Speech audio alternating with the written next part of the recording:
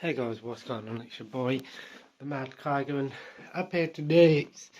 Thought I'd do another weekly video update. What's been going on, what I've been playing and stuff. Yeah, sorry I sit in here sometimes because obviously I don't like to keep the bedroom door open. I'm trying to stop the cat from going in there.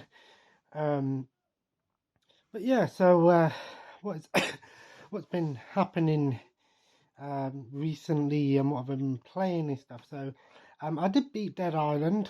I don't know if I beat it before or after I did last week's video. I can't remember. I'm sure I beat it earlier on this week. I've got to say I really enjoyed Dead Island 2. It wasn't a perfect game by any means. It was definitely worth the 14-year wait. For sure, it probably could have had a bit more to it. Some of the faults that I had with it was, there was a few glitches here and there, even some mission glitches that I even checked with my friend, and he said he had the same issues with a couple of missions, the escort in Mission for the Bag, which we found to be quite weird. If I was playing on PS5 and he was playing the Xbox version, I just sort of found that weird that both of those things had glitches. But I've got to be honest, the brutality, the level of realism in the zombie physics and the trauma was just fantastic, really, really good. I'm talking like Mortal Kombat level trauma, it was really good. Story, I don't really care about the story. You don't play Dead Island for the story. I really enjoyed it. It was a lot of fun. I don't think I'm going to go back and replay it anytime soon. Maybe when the DLC and stuff comes out, because I believe I have got the season pass. I'll keep an eye out and, I'll keep up to date when the DLCs and things come out, and we'll do that sort of stuff, play the DLC and things like that. There were some good things about the game.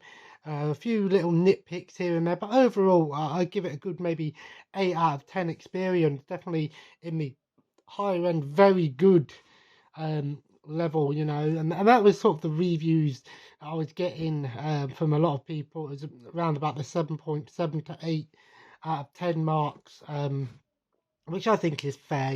There are a few issues here and there. It's not like the most groundbreaking game ever made. It's not the perfect game, but it's definitely very good and worth a check if you're into first-person action, survival, zombie games. Definitely worth checking out. And to answer the question, you don't need to have played any of the other Dead Island games to really enjoy this. There's one character from the previous games, and that's it. But that's it. But I moved on to Gran Turismo 7, and I've got to say, wow, Gran Turismo 7 blew me away with the opening cutscene graphics were just fantastic. The in-game graphics are amazing too. The details on the cars, the graphics and the sound it's fantastic. I always made little jokes and things about how Gran Turismo 6 had nearly 1,200 and something cars. And Gran Turismo 7 has maybe like a third of that. But to be honest, now after playing it, I've just sort of gone, wow, okay, this is a much better game. Sometimes less is more, and it's not like they don't add more cars into the game. They do. That's one thing I was actually surprised at is there's no season pass or anything like that. It's everything in the game is what you get essentially. The only thing you get with the deluxe edition or whatever is some credits and things like that. And some other minor things like that. Nothing really worth for me buying. Was paying nearly the 80 quid mark or whatever they were charging for it. I'm glad I got a copy of it for £30, and that's about the average price that you'll get reselling it as well. Most places charge about 40 quid for it still.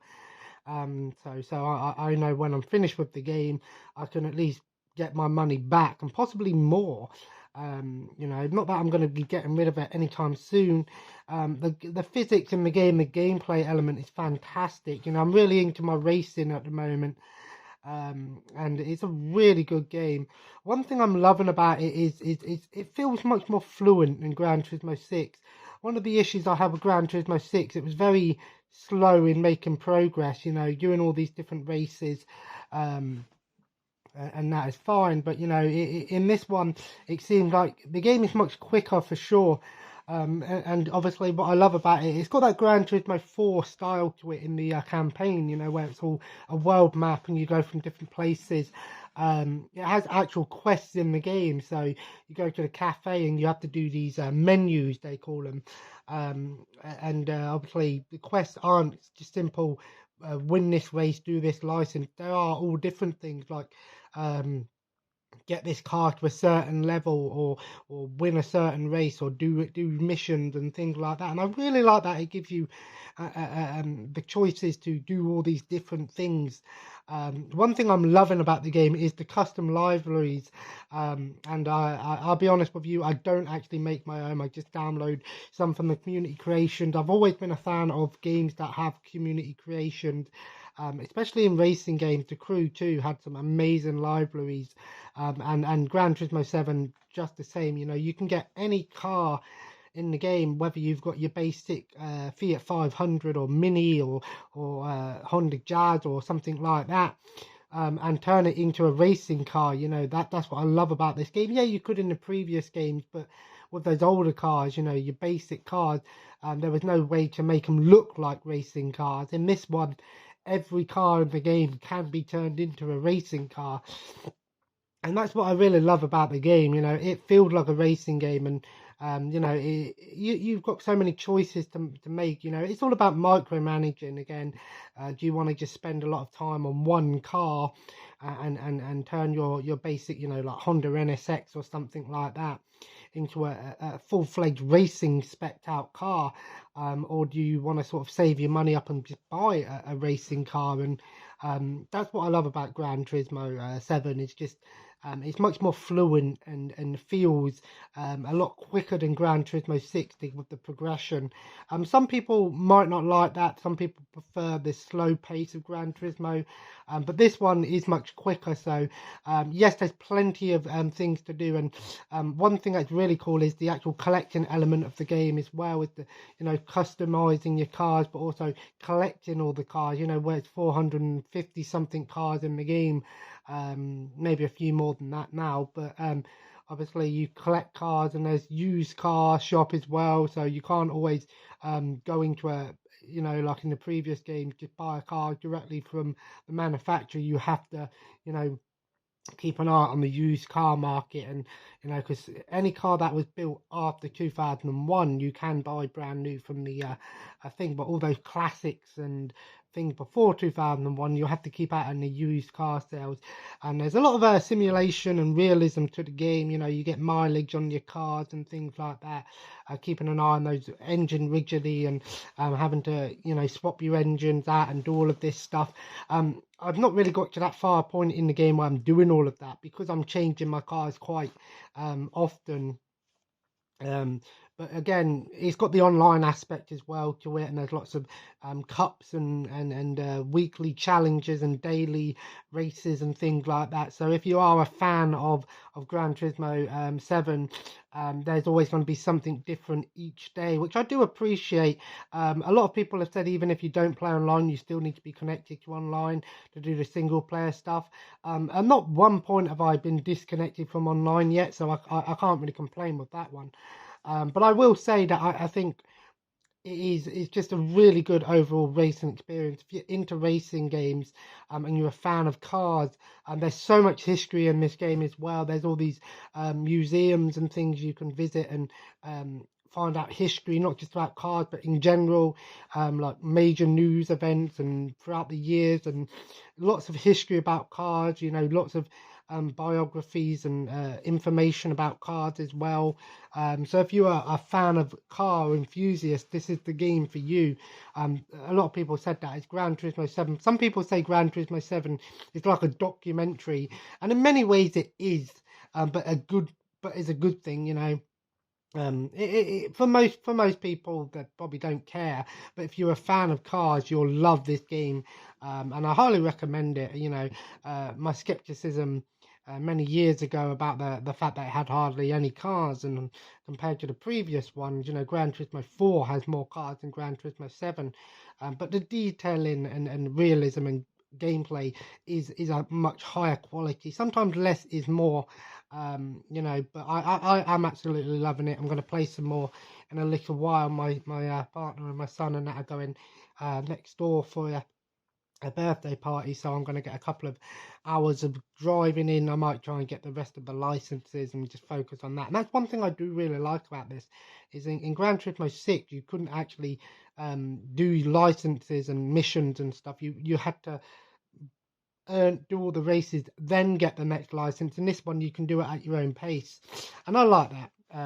So it's the usual stuff. Yeah, sometimes you got to do the races over and over again to get the higher level car and that. But that's all part of Gran Turismo and that. So it'll be interesting to see if Polyphony Digital and Sony will work on a Gran Turismo 8. I can't imagine we'll be getting a Gran Turismo 8 anytime soon, but possibly in the future. And that maybe Gran Turismo 7 is going to be a long project.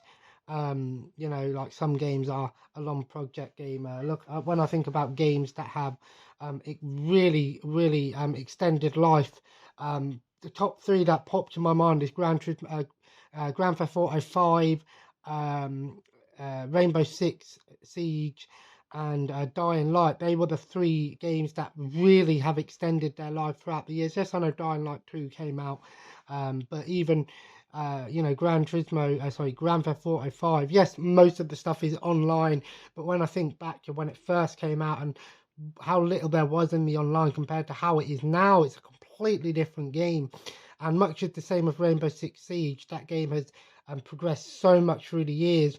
And yeah, we've only had one Rainbow Six game since Rainbow Six Siege, and that was Extraction, but that was like a spin-off game because the Extraction was like a mini mode in Rainbow Six Siege. It was like an event, and then they made a full-fledged game of it.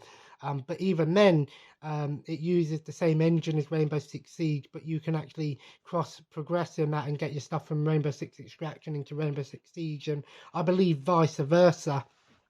So I appreciate when games do that. And I think Gran Turismo 7 is similar. That they, unlike, FIFA and Call of Duty and stuff like that, where they bring out a new one every year. Yes, sometimes people still play Black Ops 2 or whatever. But it's not like they're adding anything to those games, maybe a year or two after they've come out. Yeah, the servers will still be up and maybe they'll add a few things here and there, but ultimately those games do die off slowly over time when the new one comes out. I talked a little bit in my last video about some upcoming games that are coming out that I was looking forward to. Budokai Tenkaichi 4, of course, the Metal Gear Solid collection as well. One that I didn't actually mention was the new Crew game. I believe it's called Crew. I've seen a post about it. I can't remember the full name of it, but it's a new Crew game, and I've seen that apparently you'll be able to keep your cars from the Crew 2 into the new Crew game, which I think is awesome. So I love when games do that. What have I been watching recently? Yes, I finally finished Top Gear. Excuse me. All 33 seasons of the original Top Gear. I believe it's been cancelled. There was an incident with Freddie Flintoff, who I believe crashed a car, flipped a car over, and because he was driving an open top car convertible, it did a lot of damage to him. And they've said that they're not actually going to continue on with the show until he gets better, because they don't agree with, which I think is fair enough. Don't just make a show and stuff like that. A similar thing happened with Richard Hammond years ago, with him and his crash. These things happen. I don't think Top Gear is going to be gone for good. I think eventually they will bring it back. But I really enjoyed Top Gear. It's crazy how it started off as this little car show with these three people talking about cars and that, and then went on to being this huge show. Personally, I prefer the Jeremy Clarkson era, because I like because I love the chemistry they had. I wasn't a really big. I think it was season 23 or 24, with Chris Evans, and that was the worst season for me by far. The Matt LeBlanc era was pretty decent as well, and then the modern era, the Flintoff, McGuinness, and Harris era, I actually really enjoyed them. I think they had good chemistry as well. I think personally, like I said, there was only one season that I didn't like. And that was the Chris Evans era. I just hated that season. It was just too over the top. Chris Evans was just ruined that show. And I'm not on about Chris Evans, the Captain America actor. I'm on about Chris Evans, the BBC Radio One or whatever radio person. I just felt he just was too much in that show. So yeah, tonight I'm going to be watching. I'm checking out a couple of episodes of Central Park, which is a show on Apple TV. I believe it's made by the same people who made Bob's Burgers. I can tell by the animation style. I'm going to check out a few episodes. I've heard mixed reviews on it. I've heard some people saying it's a little bit sort of more childish, not as mature as Bob's Burgers. To be honest, Bob's Burgers isn't. I wouldn't really say Bob's Burgers is a true adult animation. I'd say it's sort of more like Simpsons. It has its moments, but it's not like Rick and Morty, Family Guy, South Park level of adult entertainment, adult animation, where it's really sort of in your face and quite um, offensive at times. It would be the correct word. But I've heard Central Park is pretty on the lower end of the spectrum in that. But I'm going to check out a few episodes of it, and I'm also going to watch a bit of Dashi Games tonight. Try and catch up with him. I'm like a year behind with some of his videos. Um, but ultimately, I'm glad I have finished Top Gear. It's sad, when you're watching it. It's like when you're playing a game or watching a TV series that's been on for so long, and then when you get to the end, you're like, I'm glad in a way because I can move on to something else, but I'm also sad because it's like an end of an era. It's kind of like wow. Um, Unless I'm gonna rewatch it, it's kind of like wow. I don't think I'd rewatch Top Gear all the way through. I just don't see the point now that I've watched it all. I will be checking out the Grand Tour eventually. I've heard good things about that. I'm hoping it. From what I've heard, it's quite similar to Top Gear, of course, the original cast as well. So the list of shows is crazy, and that I can't really think of any movies that I've watched recently off the top of my head. I probably have watched a few movies here and there. I don't know, possibly, because I was just trying to get Top Gear finished over these past few days. So, but yeah, so bit busy week this week. I've got 3 days in a row. Got a meeting on Monday with my son's school. I've got to go to a course on Tuesday, and then I've got a meeting at the job centre on Wednesday. Just speak to someone there. So I'm going to be going out over these next couple of days. Be busy and stuff like that. So next week's going to be a bit of a busy one. But we'll see how things go. I just thought I'd do a weekly update. I normally do these videos on a Sunday, but like I said, I'll try and do a weekly update at least maybe once a week on a weekend, if Saturday or Sunday. There's no guarantees with anything, but yeah, so I hope you enjoyed this little update. A bit more chilled, laid back update this week. Nothing major has gone on this week. So, and as always, guys, comment below. Let me know if you play Gran Turismo 7 and what you think of Gran Turismo 7. And did you play Dead Island 2? What you thought of Dead Island 2? And yeah, and as always, guys, subscribe if you haven't already and join the family. Follow me on Twitter and Instagram at the Mad Tiger, and have a nice day. See you soon.